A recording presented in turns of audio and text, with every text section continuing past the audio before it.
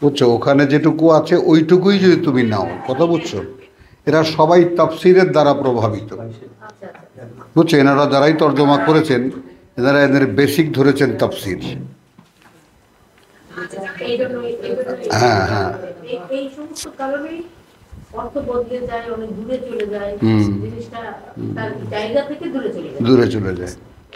ওই যে কাজটা ইহুদি আলেমদের, সেটাই আমাদের আলেমরা করেছে। এখন তো দেখি যে একটা যে ওয়া তারপর হা এগুলোর অর্থ চেঞ্জ করে দেন, সেটাই তো চেঞ্জ হয়ে গেলেই তখন জায়গা থেকে দূরে চলে যায়, একেবারে থাকেই না কিছু। কথা যথা এবং এগুলো সম্ভব হবে না তো। আচ্ছা, মানুষের সম্পর্ক চেঞ্জ করলেই এবং এই চেঞ্জ যে বলছে এইটাও বলতে আল্লাহ ছাড়েন মানুষের জন্য একটু নিদর্শন বানাতে চাই, এটা কি তাই হবে? যে হারাম করছে। হ্যাঁ, ইয়াহরিফুন,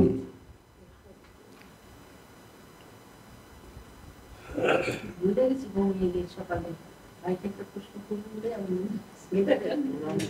আসলেও যে একটা জিনিস, আসলেও যে একটা জিনিস, কোরআন আসলে যে একটা জিনিস। যত মানে আগে মনে হয়েছিল যে কত কিছু ঘুরছি, সেম জিনিস করতে যাই মনে হচ্ছে যে না, বহুল আলোচিত অনেক কথা আছে, যে কথাগুলি আবার মনে হচ্ছে যে এই প্রথম দেখলাম। শুধু না, আমি যেটা জানছি বা বিশ্বাস করলাম, জানলাম, কিন্তু করতে এরকম না। এই জিনিসটা, এই কনফিউশন বলি, তোমরা তো বাইরে বলো যেটা বুঝবো, আমি তো নিজে করি, সেদিন আমার কাছে জিনিসগুলি আমার মনে হয় আমি যদি এটা সম্পর্কে ক্লিয়ার না হই তাহলে আমি অন্যকে বলতে ধরা খাবো না। ও ওইখানে কালকে একটা ছিল, সিকিউরিটি গার্ড ছিল স্কুলের, উনিও বসে ক্লাসে। তো উনি কালকে বলতেছে আমারে, আচ্ছা এই যে আপনি যে কথাগুলো বললেন এটা তো অনুবাদেও নাই, অনুবাদেও তো নামাজ লেখা, তাহলে আমরা কি করব? আমি বলতেছি এই যে আমার কাছ থেকে পড়া শুনলেন, অনুবাদও করলেন, এখন আল্লাহর কাছে জানতে চাইবেন যে আল্লাহ সঠিক কোনটা। এই লোক তো আমাদের বিপদে ফেলাই দিছে। হ্যাঁ, এখানে দেখতেছি লেখা একটা আর করতেছি আরেকটা। তখন আপনার অন্তর দেখবেন কোন দিকে যায়, আপনি খেয়াল করবেন আপনার অন্তর কোন কথার দিকে সায় দিতেছে। তখন যেটার দিকে অন্তর সায় দিবে মনে করবেন ওইটা আল্লাহর কথা, আল্লাহ বুঝতে দিচ্ছে আপনাকে, আমি কিছুই না, আমি জাস্ট পড়লাম আমার মতো করে, উনি লিখছেন ওনার মতো করে, আপনি জানতে চাইবেন আল্লাহর কাছে আল্লাহ সঠিক কোনটা। ভাই ওই মহিলা নবার মহিলা আবার ফোন করছে, তাকে তার পরিবার থেকে বিচ্ছিন্ন করে দিয়েছে, গ্রামের লোক তার স্বামীর সাথে বিচ্ছিন্ন করে দিছে অলরেডি। মানে আলাদা ভাষায় যাবো, আমরা একই ভাষায় থাকতেছি কিন্তু আমি ও আলাদা করে থাকি, আমি আলাদা করে থাকি, তার সাথে কোনো দেখা সাক্ষাৎ করা যাবে না। গ্রামের লোক পাহারা দেয়, পাহারাটা দেয় কি? পাহারাটা দেয়, ওটা হয় কি মানে গ্রামের মহিলাদেরকে কতগুলো ব্যাপার, কতগুলো বার দিয়ে দিলে তারা সেটাকে নাড়াতে পারে না। ও কিন্তু পারছে ভাই অনেকটাই।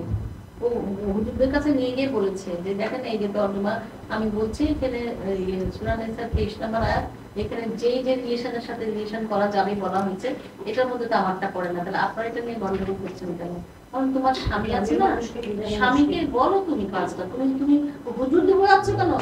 স্বামী হয়তো আলাদা বিয়ে করবে, ওই জন্য কালপ্রিট ওই সব স্বামী।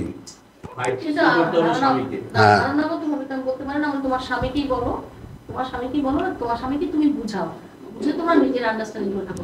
কোনো আজ এখন থেকে কোনো হুজুরের কাছে যাওয়ার দরকার নাই। হুজুরের কোনো মানুষ না তো আসলে, ওরা ভাই হুজুর।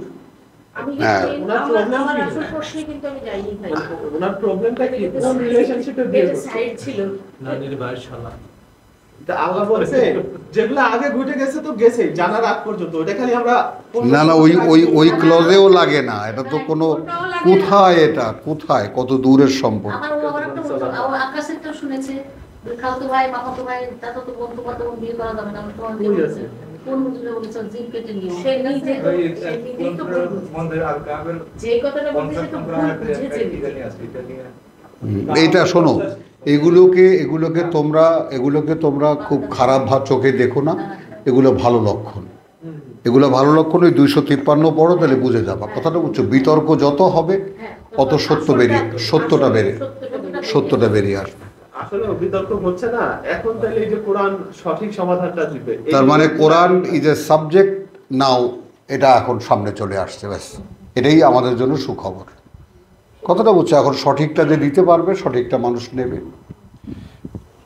আচ্ছা, একটা জিনিস দিবাকে দেখাবার জন্য ওই ওজায়ের প্রসঙ্গে, সেটা হলো তোমার এই 243 থেকে প্রসঙ্গটা শুরু হয়েছে। মানে ওজায়ের কেন বলা হয় বুঝছো? 243 থেকে প্রসঙ্গটা শুরু হয়েছে। আলাম তারা ইলাল্লাযিনা খারাজু মিন দিয়ারিহিম ওয়া হুম উলুফুন হাজার আল মাউত, রোহিঙ্গাদের মতো, এরা লক্ষ লক্ষ সংখ্যায় হাজার হাজার, কিন্তু শুধু প্রাণের ভয়ে ঘর বাড়ি ছেড়ে পালিয়ে গেছে। আমি পড়বো না পুরা, কথা বুঝছো? এই যে প্রসঙ্গটা শুরু হলো, কথা বুঝছো? তারপরে সেটা এখানে দেখো মাঝখানে এবার মানদাল্লাযী ইউকরিদুল্লাহ কারদান হাসানান, আবার এই একটা আয়াতের পরেই শুরু হয়েছে আলাম তারা ইলাল মালাই মিন বানি ইসরাইল। এই জায়গাটা একটু জটিল, একটু জটিল, বুঝেছো?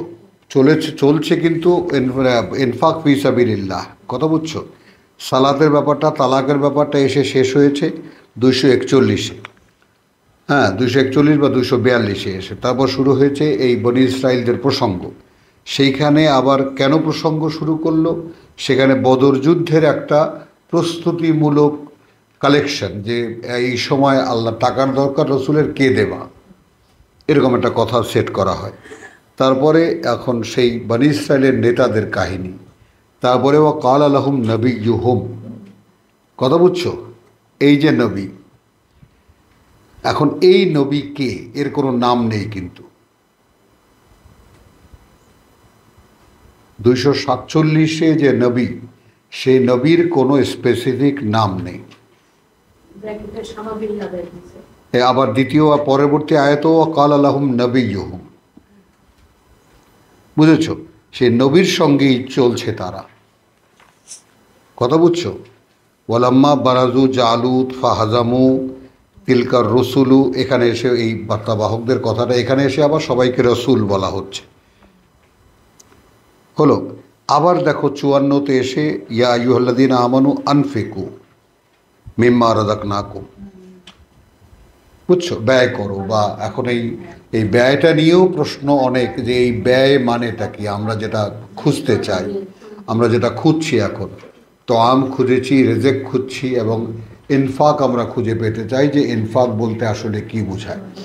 এখন ইনফাকটা তো বেসিক্যালি এই যে আমাকে আল্লাহ জীবিকা দিয়েছেন, কোরআন আমি তোমাদের সাথে শেয়ার করছি,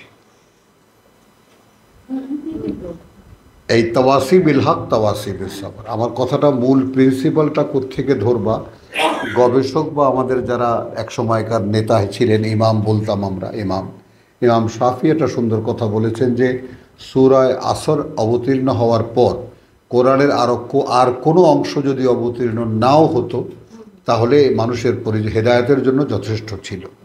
কি সেটা? যে সময়ের শপথ বা দ্রুত অতিক্রান্ত সময়ের শপথ, মানুষ তার খেসারত করেই যাচ্ছে, ক্ষতি করেই যাচ্ছে। ইল্লাহ, তারা নয়, আল্লাযীনা আমানু ওয়া আমিলুস সালিহাত, যারা বিশ্বাস এনেছে এবং যারা তাদের সংশোধনের করণীয়গুলো করছে। এর পরের দুটো কথা আছে, তাওয়াসি বিল হক তাওয়াসি বিস সাবর। এখন একে অপরকে ওসিয়াত করে, একে অপরকে উপদেশ দেয়, একে অপরকে পরামর্শ দেয় সত্য দিয়ে। তো সত্য কি? একমাত্র সত্য পৃথিবীতে এক্সিস্ট করে আল্লাহর কথা, যখন যে কালে যেটা সত্য বলে আর কিছু নেই। কারণ পৃথিবীর বাদবাকি সব কিছুই ধোঁকা, সব, এভরিথিং মাতাউল গুরুর, কমনলি একেবারে না। হায়াতুদ দুনিয়া তো এক আছেই, তারপরে আবার যা কিছু আয়োজন দেখতে পাচ্ছ, এটাও মাতাউল গুরুর। কথার বুঝছো? যে এগুলো সব মানে তোমার ধোঁকা, প্রতারণার আয়োজন। মেলার মতো একটা আয়োজন করেছি তোমাদেরকে ভ্রান্তিতে ফেলার জন্য। তো এই যে প্রসঙ্গটা, এরপরে দেখো চলেছে তোমার আয়াতুল কুরসি চলে এলো, লা ইকরাহ ফিদ-দীন, প্রিন্সিপাল অফ ধর্ম, যে কোনো চাপাচাপি নেই, কথা বুঝছো? স্পষ্ট, কাদ তাবাইয়ানা আর রুশদু মিনাল গাই, একেবারে ছাঁটাই বাছাই করে রেখে দেওয়া হয়েছে সঠিকতা, সকল বিভ্রান্তি থেকে। এখন প্রথম কাজ হলো কুফরকে ইয়াকফুর বিত্তাগুত, তাগা, যে কোনো সীমা লঙ্ঘন, যে কোনো। তো সীমা লঙ্ঘন কি? যেহেতু সীমা কোরআন,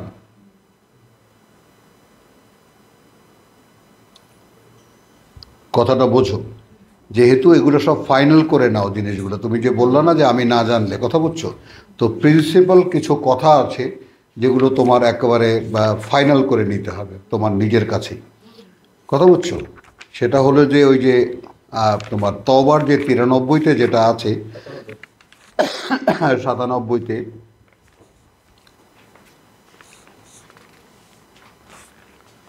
আল আরাবু আসাদ্দু কুফরান ওয়া নিফাকান, 97 গিয়েছো তওবায়? আচ্ছা, তো এখন আরবরা কঠিনতর অস্বীকৃতি এবং ধোঁকাবাজি বা বিশ্বাসঘাতকতায়, ওয়া আজদারু, এবং তারা এই সম্ভাবনাই রাখে আল্লা ইয়ালামু হুদুদ। খেয়াল করবা, হুদুদা মা আনজালা আল্লাহ আলা রসুলিহি, একদম স্পষ্ট করো। তারা জানবেই না যে চৌহদ্দি, মানে তারা জানবেই না চৌহদ্দি তার, হুদুদা মা, চৌহদ্দি তার, এত কথা বুঝো, যা অবতীর্ণ করেছেন আল্লাহ আলা রাসূলিহি, অবতীর্ণ করেছেন আল্লাহ তার বার্তাবাহকের উপরে, বোঝো। ওয়ামিন আল আরাব, আছে এদের মধ্যেও ভালো মানুষ। তো সেই ব্যতিক্রমে আমি না গেলে শুধু এটাই বলবো যে আরবদের ক্ষেত্রে এই সম্ভাবনাই থেকে যায় যে তারা আল্লাহর চৌহদ্দি। তাহলে আল্লাহর চৌহদ্দি কি? যা এখানে দেওয়া আছে প্রত্যেকটা ব্যাপারে, জীবন সংক্রান্ত যে সমস্ত কথা। আমি কিন্তু এর আগে সূরা বাকারার রুশদ বলেছি তোমাকে, মানে whatever is the real truth আর রুশদ, তাই না? এখন তোমার কাজ হলো আর রুশদের বাইরে যা কিছু আছে তাকে প্রত্যাখ্যান করা। আচ্ছা, যে পর্যন্ত না প্রত্যাখ্যান করছো, এটা সুযোগ পেলে বলে দেবা, যে পর্যন্ত না আগের যা কিছু কোরআনে প্রবেশ করার আগে যদি প্রত্যাখ্যান না করেন, তাহলে সমস্যা হয় যে কোরআন প্রবেশ করে না। এটা তুমি সময় বুঝে বলবা, সেরকম প্রেক্ষিত যদি পাওয়া, নাহলে যেভাবে গুছিয়ে বলেছো অসাধারণ, আলহামদুলিল্লাহ। কথা বুঝছো? শোনো, ব্যাপারটা পরিষ্কার। যখন তুমি আল্লাহর জন্য বলতে চাইবে তখন আল্লাহ বলাবেন, তখন আর তুমি থাকছো না, কথাটা বুঝছো? তখন আর তুমি থাকছো না। ওই জন্য বেচারা ভাই জাকির নায়কের কথা স্মরণ করি মাঝে মাঝেই, যে তুমিই বলো এই যে আমি 30-40টা রেফারেন্স দিই স্টেজে দাঁড়িয়ে, তোমার বিশ্বাস হয় যেগুলো আমার মুখস্থ? কিছুই আমি জানি না। আমি শুধু স্টেজে ওঠার সময় বলি, আল্লাহ मैं तुझे कहना चाहता हूँ, আমি তোমাকে বলতে চাই। এরপর কোত্থেকে আসে আমি নিজেও জানি না,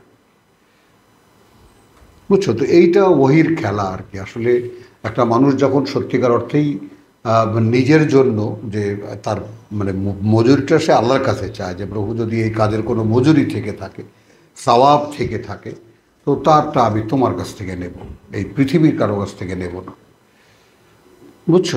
তাহলে সঠিকটাই তিনি, এই বাকশক্তি তো তিনিই দিয়েছেন। কেউ কি বলতে পারবে কোনো বিজ্ঞানী যে এই যে কথা যখন বলি কোত্থেকে আসে, কোথায় থাকে এই কথাগুলো রিজার্ভ, যেখান থেকে বেরিয়ে আসে? হ্যাঁ, ওই রকমই চলে যায়। তো এই জিনিসগুলো বিস্ময়করতা আমাদের সঙ্গে সঙ্গেই আছে যদি আমরা তাকাই। তো এ গেল একটা। আবার সূরা তওবায় এটা দেখো, সূরা তওবায় যখন এসেছি দেখেই যাই,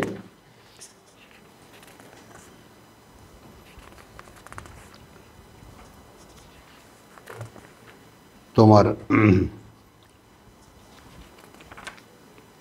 30 হ্যাঁ 30, ওয়াকালাতুল ইয়াহুদু উযাইর ইবনুল্লাহ, একদম বাই নেম, বুঝছো? তো এখন সূরা বাকারার ওইখানে ওই যে মানুষটা, সেইটা ঐতিহাসিকভাবে নিউ টেস্টামেন্ট থেকে একটা মিল পাওয়া যায়, কথাটা বুঝছো? যে জুলকারনাইন যখন এই যে দুইটা এলাকার রাজা, ইরাক এবং ইরানের, কথা বুঝছো তো, তখন জুলকারনাইন হেল্প করেছিল উজাইরকে। দিগ্বিজয়ী বীর সে ছিল। এখন জুলকারনাইন নবী না নবীর দ্বারা পালিত, এটাও একটা সন্দেহ। এগুলো সব ইতিহাসের ব্যাপার। তো এই সবগুলো আমাদের দরকার নেই, যেগুলো আমাদের জন্য দরকার নেই সেগুলো দরকার নেই। হ্যাঁ, মাইথে আছে, আছে আছে আছে, ইজিপশিয়ান মাইথে আছে, মক্কার আদি ইতিহাসে লোকমান আছে, বুঝছো জিনিসটা, মক্কার আদি ইতিহাসে লোকমান আছে, বুঝেছো? তো সেই জন্য আমরা ওটা অনুমান করি, যেটা এই আয়াতের যে আসলে কে আলাম তরা ইলাল্লাযী মিন বানি ইসরাইল, তোমার যাকে বলে যে তার দিকে লক্ষ্য করেছো? হ্যাঁ, কোথায় হারালাম আবার? মাররা আলা কারিয়াতিন, তুমি কি তার কথার দিকে লক্ষ্য করেছো যে আওকাল্লাযী মাররা আলা কারিয়াতিন, বুঝছো? তো এখানে ইব্রাহিমের কথা আসছে। হ্যাঁ, এখানে তোমার আমি আবার এলোমেলো করে ফেলছি, আয়াতুল কুরসি, তারপর লা ইকরাহা ফিদ্দীন, আল্লাহু ওয়ালিয়ুন আল্লাযীনা আমানু, কমনলি যেটা বলা হয়েছে। তারপরে ইব্রাহিমের তর্কের কথা 258। যে তুমি কি লক্ষ্য করেছো ইব্রাহিমের ব্যাপারটা, বুঝছো জিনিসটা? তো এই জায়গাটায় তুমি আরও একটা সিমিলারিটি দেখে নাও, সেটা হলো বনি ইসরাইলদের কাহিনী বলার পরে 124-এ এসে ইব্রাহিমকে কেন আনা হলো। ইব্রাহিম 3 কিতাবী জাতির পিতা, বুঝেছো? এই জন্য এখানে মানে যেখানে যেখানে ইব্রাহিম আলাইহিস সালামের প্রবেশ, সেখানে তুমি দেখবা যে আসলে এই টোটাল প্রসঙ্গটা বলা হচ্ছে আহলে কিতাবের, ইহুদি, নাসারা এবং মুসলিম যারা নতুন মুহাম্মাদের কাছ থেকে বিশ্বাস পেয়েছে। এই তো এখন এখানে ওই যে তোমার 124 ওয়াইদ ইবতালা ইব্রাহিম রাব্বাহু, বুঝছো? সেখানে এই প্রিন্সিপালগুলো তোমার দেখে নাও যে ইব্রাহিমের জীবন আদর্শ থেকে অনাগ্রহী কে থাকবে, বুঝছো? তারপরে ওয়াসা বিহা ইব্রাহিম, এবং এইভাবে শেষ হয়ে গেল। এবং 134-এ এসে তিলকা উম্মাতুন কাদ খালাত, আল্লাহ তাআলার মনোনীত জনগোষ্ঠী কারা? এরা এক সময় ছিল, তারা যা উপার্জন করেছে তা তাদের জন্য, তোমরা যা উপার্জন করবা তা তোমাদের জন্য, বুঝছো জিনিসটা?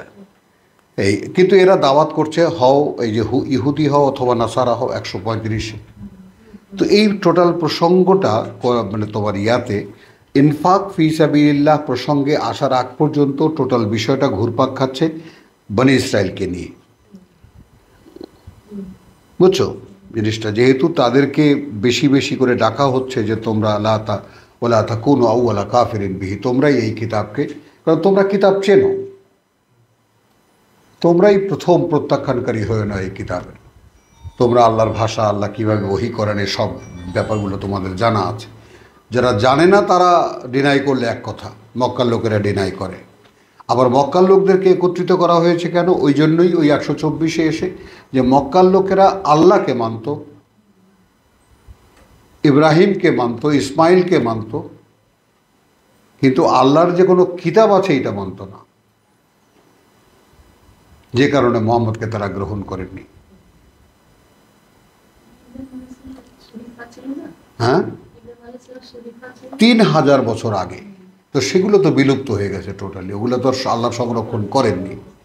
আল্লাহ সংরক্ষণ করেননি এই জন্য যে তিনি ঘরটা তাদের সামনে রেখে দিয়েছেন, তাকে স্মরণ করার যে মানে একটা ব্যাপার সেটা তো সামনে আছে। তো এরপরে তার চারিপাশে বিকৃতি। আরে আমাদের ইসলাম ওখানে তো 3500 বছর, আর এখানে তো 1500 বছর। কিতাবের কিছুই নেই, কোথাও কোনো অস্তিত্ব কিতাবের কোথাও নাই। এখন কিতাব পড়লে আমরা গালি খাই, বলো? তখন মক্কার লোকদের অবস্থাটা বুঝে দেখো। এখন তুমি কিতাব পড়বা, আহলে কিতাব বলে গালি দিয়ে দেবে তোমাকে, আহলে কোরআন বলে গালি দিয়ে দেবে, দেবে না? কি চাপের মধ্যে আছো, যে যেখানে আছো দেখো ওই মহিলা কি চাপের মধ্যে আছে। তো এখন বুঝো। হ্যাঁ,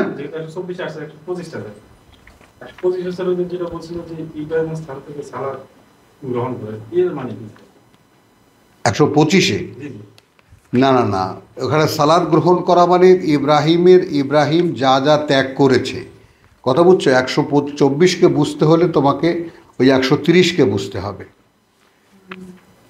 বুঝছো? ওখানে প্রসঙ্গটা শুরু হয়েছে তোমার 129 থেকে। 24 থেকে আইতো তো। মানে এখানে যেমন ইব্রাহিম 24-এ বলেছে যে আমার বংশধরদের কি হবে, তো আল্লাহ বলেছেন যে আমার এই অঙ্গীকার যারা আমার মতো তোমার মতো যারা করবে না তারা আমার অঙ্গীকারের নাগাল পাবে না। তো তাদেরকে একটা ইঙ্গিত দেওয়া হয়েছে, যখন আমি এই মক্কার ঘরটাকে মানুষের আশ্রম বানাবো এবং নিরাপত্তার ঘোষণা দেব, এটা একটা আগাম সংবাদ, তখন হে ইব্রাহিমের বংশধররা তোমরা ইব্রাহিমের মতো ওয়াত্তাখিদু মিন মাকামে ইব্রাহিম, ইব্রাহিমের কোনো একটা অবস্থান তৈরি করে নিজেদের মধ্যে আমার কাছে প্রার্থনা করো। এটা মুসাল্লা মানে যায় নামাজ না, আমার সাথে কানেকশন যে তুমি করবা তোমার যোগ্যতা। একটা চাকরি চাইতে গেলে তুমি কি জানো বলো, জিজ্ঞেস করে কিনা, করে কিনা? মানুষ এই নিয়মগুলো কোত্থেকে পেল? যে কোনো জায়গায় তুমি একটা চাকরি চাইতে গেলে তুমি কি পারো বলো, বোঝো নেই? তখন আল্লাহ যে ইব্রাহিমকে আল্লাহ বলেছেন তোমাকে নেতা বানাবো, কারণ ইব্রাহিমের বংশধররা যদি বলে যে আমি যেমন এই হাসিনার আমলে যা যা হলো, এখানে গোপালী হলেই হলো, তারপরে তার আত্মীয় হলেই হলো, তাই না? তো এই যে বিষয়টা, সেই বিষয়টা হলেই পাবে না। তোমার মাকামও ইব্রাহিম, তো মাকাম এটা এমন একটা ব্যাপার, মাকাম মানে অবস্থান আর মাকাম মানে প্লেস, দুটোই। যেমন একজন সরকারি অফিসার, তিনি এখন কোন অবস্থানে আছেন? কেরানি, উনি এখন অফিসার, উনি এখন সেক্রেটারি, উনি এখন ডেপুটি সেক্রেটারি। এই পদমর্যাদাগুলোর কতগুলো স্তর আছে না, এগুলোকে মাকাম বলে। আবার একটা জায়গা, এটাও একটা মাকাম, একই শব্দ। তো ইব্রাহিমের মাকাম, ইব্রাহিম যে আমার কাছে যে অবস্থান অর্জন করেছে, তার কোনো একটা অবস্থান অর্জন করে তোমরা দাঁড়ায়ও আমার কাছে যে কিছু চাইতে গেলে। এখন তুমি ওখানে যদি নামাজ ঢুকে দিয়া দিশাহারা হয়ে যাও, কথাটা বুঝছো? তারপরেই কথাটা আছে ওয়া আহিদনা ইলা ইব্রাহিম, আমরা অঙ্গীকার নিয়েছিলাম, পাঠিয়েছিলাম ইব্রাহিম এবং ইসমাইলকে আন্তঃহেরা বাইতিয়া লিত্তাইফিন ওয়াল আকিফিন ওয়াল রুক্কায়ে সুজুদ। নামাজ কোথায় পাও তুমি? আমার এই ঘরে এসে যারা ঘুরে ঘুরে প্রার্থনা করবে, যারা নত হয়ে প্রার্থনা করবে, যারা একদম অবনত হয়ে প্রার্থনা করবে, তাও তুমি মানুষের দিকে তাকাও। সেজদা তো আসলে হিন্দুদের কাজ হয়, সেজদা তো আমাদের না। সাষ্টাঙ্গ প্রণাম তো হিন্দুদের, যেটা জাহিলি আমল থেকে চলে আসছে। বোঝো না বোঝো না? সাষ্টাঙ্গ প্রমাণ, এই যে এক অঙ্গ দুই অঙ্গ, এই কথা বুঝছো? এই সাষ্টাঙ্গ 6 অঙ্গের যে প্রণাম, হ্যাঁ, এই সাষ্টাঙ্গ প্রণাম হলো দেবীর সামনে হয়, যেটা মক্কায় হতো। পরবর্তীকালে এই নামাজ করতে গিয়ে ওগুলো রেখে দেওয়া হয়েছে, বাস তার মধ্যে শুধু কিছু সূরা আল্লাহর কালাম কিছু ঢুকায় দেওয়া হয়েছে, এটা বাস হয়ে গেল। কিন্তু এখন এই নামাজ, তুমি যে নামাজকে একেবারে দাঁড় করিয়ে দিয়েছো, সেই নামাজের আল্লাহ তাআলা এত কিছু বলেছেন। বাথরুম থেকে আসলে উজু করবা, তাই না? কি করবা না করবা, পরিষ্কার মাটি তালাশ করবা, এত কিছু এত ডিটেইল বলতে পারলেন। তো এত গুরুত্বপূর্ণ একটা ব্যাপার তিনি বলতে পারলেন না যে এখন দাঁড়াও, তাই না, হাত কানে লাগাও, তারপর বাঁধো, তারপর ছেড়ে দাও, তারপর ফাতেহা পড়ো? এগুলো তো আল্লাহর প্রথম বলা উচিত ছিল। তখন সেটা আল্লাহর কাছে জিজ্ঞেস করো, তুমি সালাদ দাও নেই মিয়া, তো আমি সালাদ এই জন্য পড়ি না, আসো।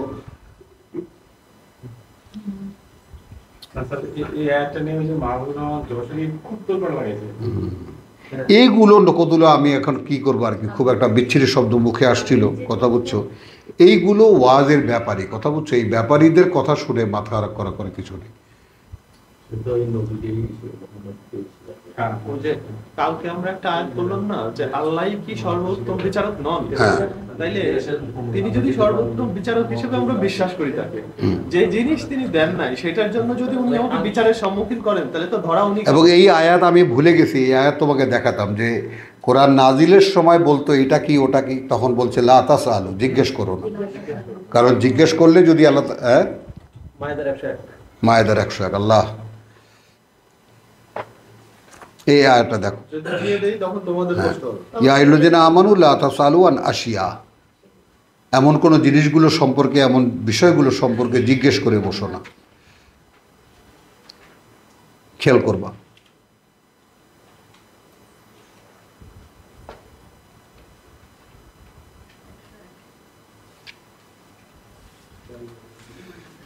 ইয়া আইয়ুহাল্লাযীনা আমানু লা তাসআলু আন আশিয়া, শাই থেকে আশিয়া, এমন বিষয়গুলো সম্পর্কে তোমরা জিজ্ঞেস করো না, ইন তুবদা লাকুম, যদি সূচনা করা হয় তোমাদের জন্য। তার মানেটা কি? তার মানে পুরনো সব কিছুই বাদ, নতুন করে জীবন নীতি দেওয়া হচ্ছে। আসো সেই প্রেক্ষিতে দাঁড়ানো আমরা। এখন আওয়ামী লীগের কোনো নীতি কি চলবে এখন আমাদের দেশে? প্রশ্ন করা তো মানেই তো পুরাতন। এই যে তুবদা লাকুম, প্রশ্ন করে তো পুরনো বিষয়ই করতে হবে, এটা নিষিদ্ধ, আর নতুন কিছু জানা। হ্যাঁ, না এখন না, যদি এমন কোনো বিষয় সম্পর্কে জিজ্ঞেস করো না, যদি বাদা সূচনা করা হয় তোমাদের জন্য, তা সুউকুম, সেটা কষ্টকর হয়ে যাবে তোমাদের জন্য।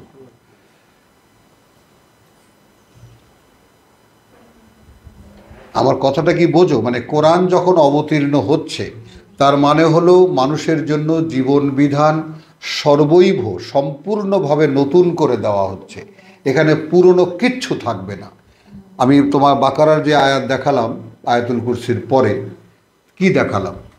ইয়াকফুর বিত্তাগুত, কোরআনের বাইরে যা কিছু আছে সবকে তোমাকে সমুদায় অস্বীকার করতে হবে। এখন তুমি মনে করো প্রকাশ্যে পারছো না, মনে মনে অস্বীকার করো। কথা বোঝো? যেমন আমি তো আবার 20 বছর 22 বছর যাবৎ জামাত ছাড়া নামাজ পড়ছি। মসজিদে যখন সকলে একামত দেয়, আমি তখন অজুতে বসি। তাদের ফরজ নামাজ হয়ে যায়, আমি তখন আলাদা নামাজ পড়ি। পড়েছি আমিও, দীর্ঘ সময় ধরে বুঝে বুঝে চেষ্টা করেছি যে ওই নামাজকে রাখা যায় কি না, এই নামাজটাকে রাখা যায় কি না। ঝরে পড়ে যায় আপনা আপনি, ইচ্ছা করে না। ওর চাইতে মনে হয় অতক্ষণ বসে কোরআন পড়ে। একদম ঠিক কথা। বুঝছো, যে আনুষ্ঠানিকতার কোনো বেইস কোরআনে থাকে না, কথা বুঝছো, সেটা কোরআনের পাঠক সেটাকে ধরে রাখতে পারবে না। আমি যে কী চেষ্টা করেছি এই নামাজটাকে জীবন্ত করার জন্য, চিন্তাই করতে পারবো না। কারণ আমি মনে করেছি আমার ফিল্ডে কাজ করতে হবে, মানুষের সাথে মিশতে হবে, নামাজ পড়াইতে হবে, পড়তে হবে, মসজিদে মসজিদে যেতে হবে, মাহফিল করতে হবে। তো আমি নামাজ ছাড়ি কেমন করে? তো ওই জন্য একটা মাঝামাঝি অবস্থায় আমি যে এটাকে মানুষকে বোঝাতে পারি কিনা যে এটাকেই জীবন্ত করেন, যা পড়েন তা বোঝেন কিনা দেখেন। কথা বলছে এইভাবে নানাভাবে চেষ্টা করেছি, কিন্তু আসলে এরপরে ইচ্ছাটাই বিলুপ্ত হয়ে যায়, থাকে না, যে ওই সময়টা নষ্ট না করে। কারণ পুরনো অভ্যাস যেটা, সেটা পুরনো তো অর্থহীন টোটালটাই। যদি কোনো মিনিংফুল হতো, কিছু পাওয়া যেত, যখন কিছুই ছিল না তখন এটা করেছি, তখন সেটা ভিন্ন কথা। কিন্তু এখন তো মন খোঁজে যে আমি যা করছি সে তার বেসমেন্টটা কি, কারণটা কি, অর্থটা কি। তুমি দেখো এখন তুমি তোমার মনই খুঁজবে যে আমি যেটা করছি কেন করছি সেটা। তা তুমি নামাজের দ্বারা দেখবে যে অর্থহীন, এর কোনো মানে নেই। আমি কি বলছি, কাকে বলছি, কি জন্য বলছি। আর এই গদ বাঁধা কতগুলো, সেই সূরা ফাতিহা, সেই তোমার একই জিনিস, এরকম একই জিনিসের পুনরাবৃত্তি তো কোরআন ছাড়া আর কিছুই সম্ভব না।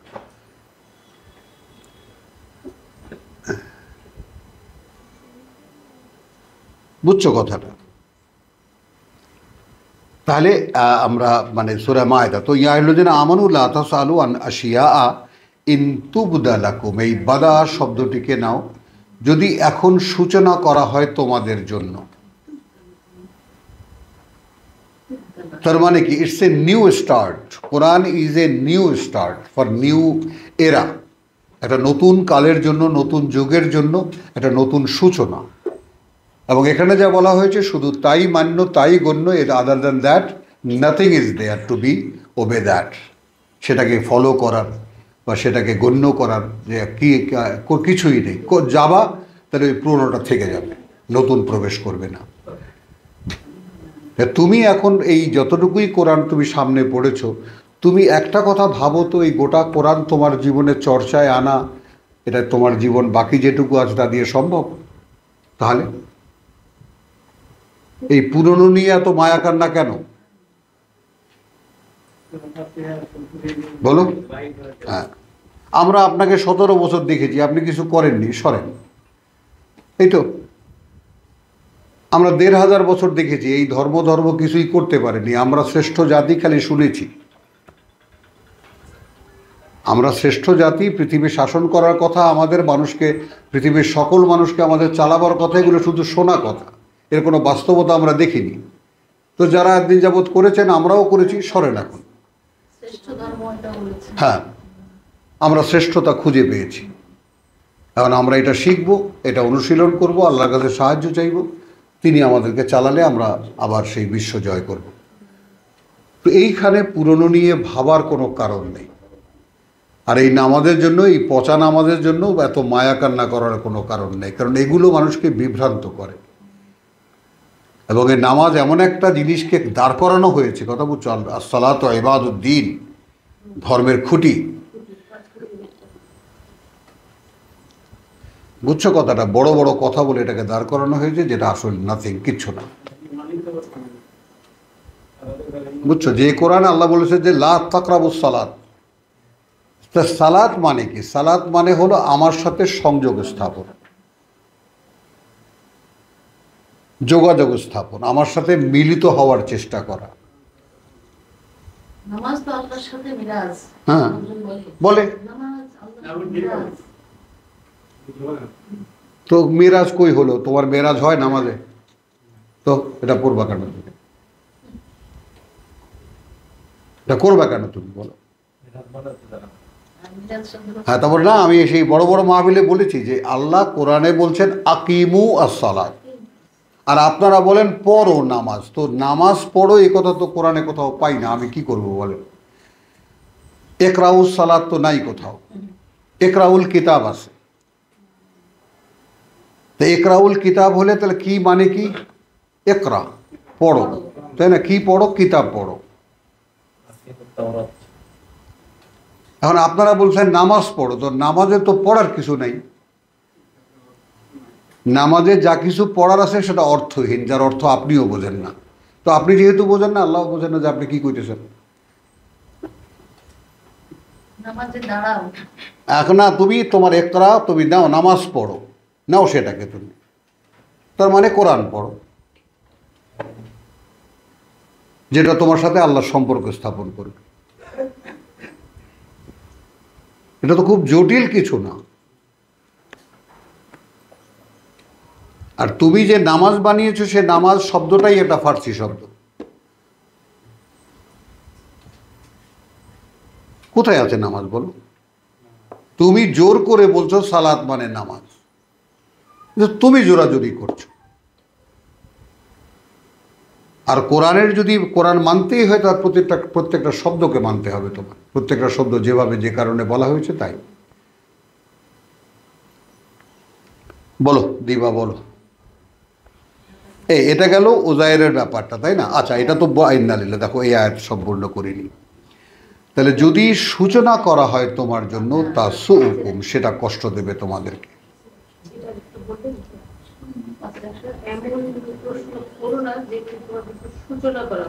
হ্যাঁ, তা সূচনা না, কোরআন নতুন করে সূচনা করা হচ্ছে না। মানে এমন কিছু প্রশ্ন করা হলে, কথা বুঝছো, তোমরা যদি সেটাকে তোমাদেরকে দিয়ে, কারণ এটা তো সূচনা হচ্ছে নতুন করে, আগে এইটা বোঝো।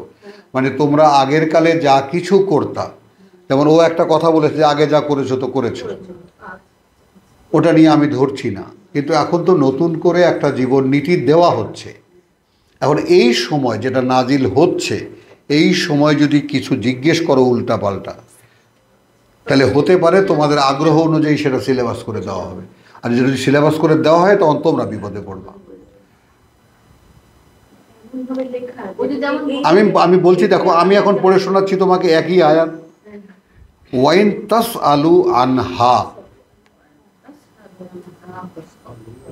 এখন যদি জিজ্ঞেস করো সেই সম্পর্কে, হিনা ইউনাজ্জালুল কোরআন, সময়টা এমন যে এখন কোরআন অবতীর্ণ হচ্ছে। তুবদা লাকুম, তাহলে বেশি বাড়াবাড়ি করলে সেটা সূচনা করে দেওয়া হবে তোমার জন্য, তখন কি করবা? কোরআন তো থাকবেই সাথে, তোমরা যা চাইতেছো হ্যাঁ, তো তোমরা চেয়েছো, আমি দিয়েছি। হ্যাঁ, এখন তো তুমি হাত পা গুটিয়ে খামোশ হয়ে বসে থাকবা, আল্লাহ কি বলছেন, যতটুকু বলছেন সেটুকু পালন করতে পারছি কিনা ওইটা নিয়ে চিন্তা করো। না হলে বলে তোমাদের জন্য যুদ্ধ যদি দিয়ে দিই, বলে আমাদের একটা যুদ্ধ দিয়ে দিই, হ্যাঁ, হ্যাঁ। দিলাম, তখন তুমি যাবা তো যুদ্ধে? হ্যাঁ। যাবো। এরপরেই সেই কথা। হাতকে গুটিয়ে রাখার কথা বলা হয়েছে। হ্যাঁ, ওই সেটাই। এটা অনেকবার বেশি দেখা প্রশ্ন করছে করতে করতে আগেরবার। হ্যাঁ, পরে গিয়ে রোজার পরে আরো 6টা রোজা রাখি, হ্যাঁ। তো এখন যদি আল্লাহ রসুল তারপরে 6টা রোজা এরকম যদি বলতে থাকে, হ্যাঁ। তখন বলবে আচ্ছা যাবে। হ্যাঁ, হ্যাঁ, লাগাই দিলাম। তো এখানে একটা তাফসিরে একটা গল্প আসছে এইভাবে যে ইয়া রাসূলুল্লাহ, তাহলে হাজ কি প্রত্যেক বছর করতে হবে? তা উনি মুখ ফিরাই নিছে, তো ওই সামনে গিয়ে ঘুরে গেছে, ইয়া রাসূলুল্লাহ হাজ কি প্রত্যেক বছর করতে হবে? তা উনি আবার মুখ ঘুরে নিছে। কথাটা বুঝছো তো? এইরকম বাড়াবাড়ি মানুষের মধ্যে, যেমন এখন যেমন মনে করো কোরআন সম্পর্কে এমন এমন কথা জিজ্ঞেস করে, তার ভাব দেখলে তুমি অবাক হয়ে যাবে, যেন উনি একদম বিরাট এক পণ্ডিত, উনি তোমাকে পরাজিত করার জন্য এমন কিছু কথা জিজ্ঞেস করেন যেন উনি কোরআন টোরআন সব খেয়ে বসে আছেন, আর তুমি কি জানো? তার মানে তুমি নামাজ পড়ো না, তো তুমি কিছুই জানো না। বুঝছো জিনিসটা? তো এই সমস্ত মূর্খদেরকে আল্লাহ তাআলা এড়িয়ে যেতে বলেছেন, একবার নির্দেশ করেছেন পরিষ্কার।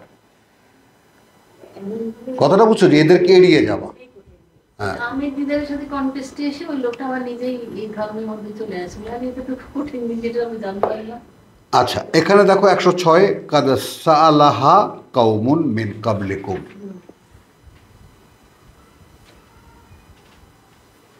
ওইরকম উল্টো পাল্টা কথা জিজ্ঞেস করেছে তোমাদের আগে, সুম্মা আসবাহু বিহা কাফিরিন। এত কিছু জিজ্ঞাসাবাদ করে কি হয়েছে, তারা পরে পরিণত তারাই সেগুলো সব অস্বীকারী। এরকম তাহলে না- খুব আগ্রহ, এটা কি ওইটা কি। মানে ওই যে মুসা আলাইহিস সালামের সাথে তার জাতি জিজ্ঞাসা করতে করতে শেষে এসে বলতেছে হ্যাঁ গরু তো সব একই রকম। একই রকম। তো এটা তো প্রথমে ফাইসে বলা গেছে, ছিল। তারপরে পরে সেটা ফাইসে গেল তারা। বুঝছো?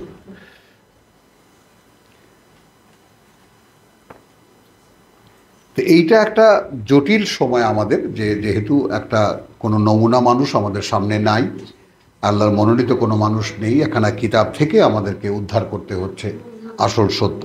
এই সময়টাও যেমন গণ্য করতে হবে, তেমনি আমাদেরও একদম কাঁপতে থাকতে হবে রীতিমতো। কথাটা বুঝছো? যে আমরা যেটা করছি তার উপরে আল্লাহর সাহায্য সহযোগিতা সবসময় থাকছে কিনা, আমাদের দ্বারা কোনো বেয়াদবি হয়ে যাচ্ছে কিনা।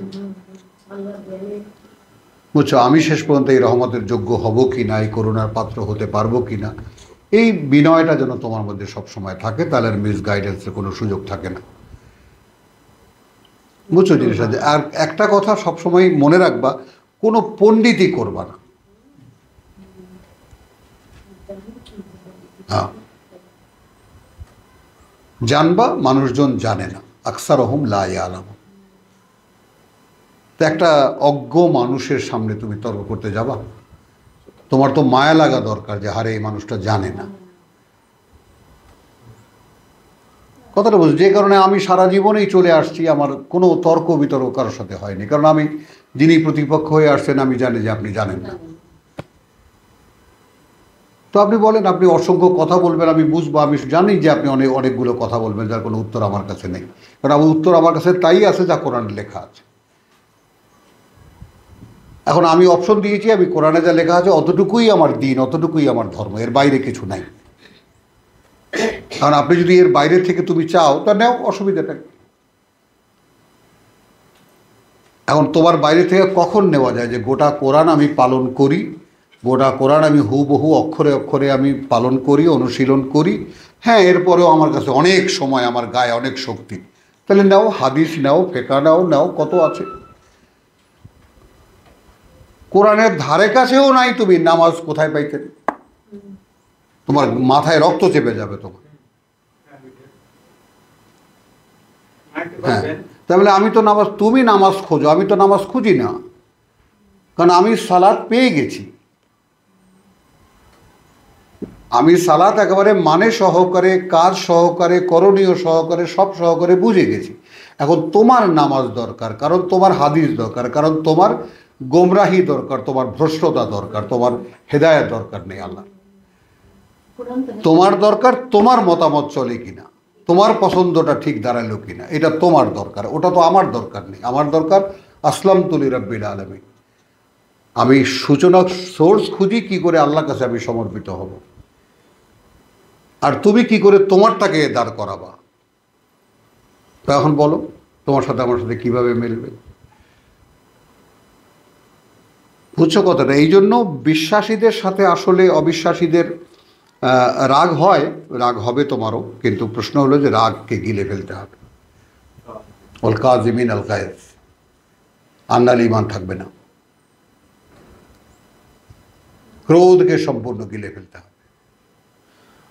ক্রোধের কোনো জায়গা বিশ্বাসীর জীবনে নেই, কারণ ক্রোধই শয়তানের ঢোকার জায়গা, এবং সে তোমাকে উস্কানি দেবে, একটা আকাম করায় বসবে। বুঝছো কথাটা? তো ঠান্ডা মাথায় দেখো, আল্লাহ তাআলা কিতাব দিয়েছে, কিতাবের কতটুকু এই জীবনে, বাকি জীবনে নিতে পারো সেটা চেষ্টা করো। বল দিবা, আর কোনো প্রশ্ন আছে? আমার main প্রশ্নটা তো জানি না। হ্যাঁ সেটা হচ্ছে যে বলো, চলো আমার কাছে চলো। মনে হচ্ছে যে আল্লাহ আর মানুষ হ্যাঁ, পরস্পরের কাছে পরস্পরের অধিকার। হুম হুম হুম